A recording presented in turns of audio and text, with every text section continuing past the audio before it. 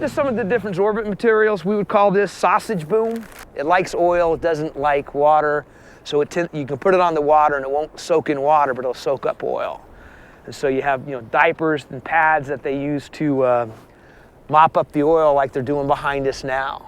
They're out there now walking, coring holes and opening up slots, and he's cutting a groove in the ice to drain the oil to a collection spot. So, as you can imagine, I got 1, 2, 3, 4, 5, 6, 7, 8, 9, 10, plus the support crew over there, guys, chipping holes, trying to cut slots to drain the oil. And we will get, if we get 5 gallons of oil out of there today, it'll be a good day for us.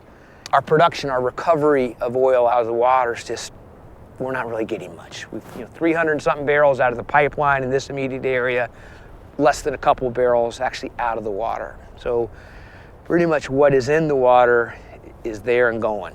We aren't going to recover it. This isn't out of the ordinary for an operation like this?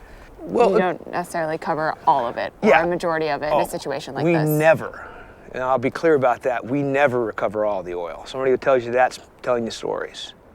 Good conditions, you get half of the oil that hits the water. And the spills that you've worked on, have they been pipelines that are pretty old in infrastructure, like all built in the 50s, 60s areas? So I'm gonna warn you now, I don't get to talk policy, but I will suggest to you that 80% of the pipeline breaks we go are on older lines. If I were king of the world, I'd be replacing pipelines, and if I was king of the EPA, but just like I would be helping people replace pipelines. Right, but from a management perspective, the pipelines that you've worked on have been older. Yeah, the older, that's, we try to do risk assessments and, contingency planning, and the biggest factor for risk is the age of the pipeline.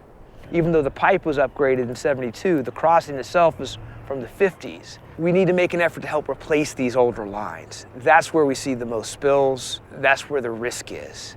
From my standpoint as a spill responder, I'd like to see a lot more newer pipelines because we move lots of oil in this country. I drove to get up here, right? So you drove to get out here to come talk to me. We need the oil. As long as we do, I would like it in a safer infrastructure.